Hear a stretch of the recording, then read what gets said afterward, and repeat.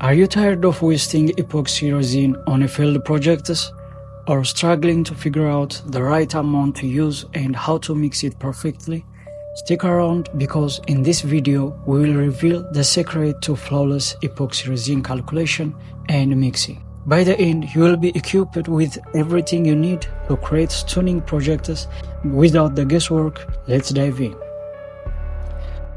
Welcome to Hanon Epoxy and Craft, your ultimate guide to everything epoxy and craft ideas. If you are new to epoxy resin or struggling with mixing and calculating the perfect amount, you have clicked on the right video. In today's guide, we are breaking down everything you need to know about calculating and mixing epoxy resin like a pro. Whether you are working on a small art piece or crafting a stunning table, proper calculation and mixing are the keys to achieve flawless results. Stick around because we will also share some amazing tips to avoid sticky resin, wasted materials, and other common mistakes. And hey, before we dive in, don't forget to hit that like button and subscribe to join our growing community of epoxy and craft enthusiasts. Alright, let's start with basics. Why does calculating and mixing epoxy resin correctly even matters? Imagine spending hours on a beautiful project only to find that the resin stays sticky, bubbles appears everywhere, or it doesn't cure properly. That's every creator's nightmare, right? Here's the thing, epoxy resin is all about precision. Too much resin or too little hardener can ruin your entire project, but when you calculate the right amount and mix it properly, you'll end up with a smooth, clear, and durable finish that assures to impress.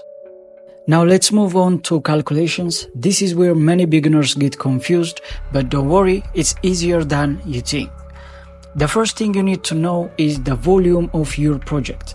For flat surface like tabletops, measure the lengths, widths, and depths. Multiply those numbers together and you will get the total volume in cubic inches or cubic centimeters. Here is a simple example. If your project is 24 inches long, 12 inches wide, and you want the thickness to be 1 inch, the calculation is 24 times 12 times 1. That equals to 288 cubic inches. But wait, resin is usually measured in ounce or milliliters. To convert cubic inches to ounce, divide the volume by 1.8. If you are using milliliters, multiply your numbers by 16.4 and you will get the final result. Now let's try a second example. For those using metric measurements, imagine a tabletop that's 15 by 50 centimeters with a thickness of 0.5 centimeters. Multiply the dimensions like this, 15 times 50 and times 0.5, which is equals to 1215 cubic centimeters. Since resin is often measured in milliliters, we know 1 cubic centimeter equals to 1 milliliter. So you'll need 1250 milliliters of resin, which is 1.25 liters. And if you need to convert the liters into grams, 1 liter of epoxy is equals to 1100 grams. Therefore, 1.25 liter of epoxy is equals to 1375 grams of epoxy, or in kilogram, 1.38 kilogram. Feeling overwhelmed? Don't worry, there are online epoxy resin calculators that do this for you. I'll link one in the description below to make it even easier.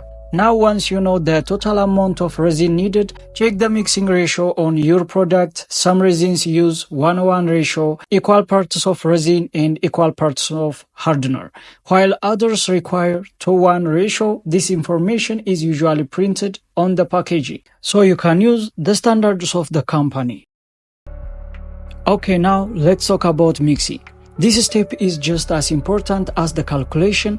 Even if you measure perfectly, improper mixing can lead to sticky or uneven results. Start by pouring the resin and hardener into a mixing cup. If the ratio is 1:1, you will add equal parts of each. For a 2:1 ratio, use twice as much resin as hardener. Mix slowly and steadily for about 3 to 5 minutes. Don't rush this step because fast mixing creates air bubbles and nobody wants air bubble running their artwork. Here is a pro tip here. Use a spatula or stir stick to scrub the sides and bottom of the cup as you mix. This ensures that every bit of resin and hardener combines evenly. And remember, epoxy has a limited working time. Once you mix it, you only have about 30 to 45 minutes to work before it starts to set, so plan your project in advance and work efficiently. Let's quickly go over some common mistakes that beginners make when calculating and mixing epoxy resin and how to avoid them. Eyeballing the amount of resin might seem quicker, but it often leads to wasted materials or ruin the project. Always use a measuring cups and a scale for accuracy. The thickness of your project matters. The thicker layers require more resin, but pouring too thick at once can cause overheating or cracking. Pour in layers if needed. Undermixing is a common problem. Set a timer for at least 3 minutes and mix slowly to avoid sticky resins. If you are working on the larger projects, mix in smaller batches to prevent the resin from curing before you are ready. Avoiding those mistakes will save you both the time and also the money, and your project will turn out beautifully every time. And there you have it, the ultimate beginner's guide to calculating and mixing epoxy resin. Thank you so much for watching. If you found this video helpful, please give it a thumbs up and subscribe to Hanon Epoxy and Craft for more epoxy tips and tutorials. What projects are you planning to create next? Let us know in the comments. We would love to hear about it.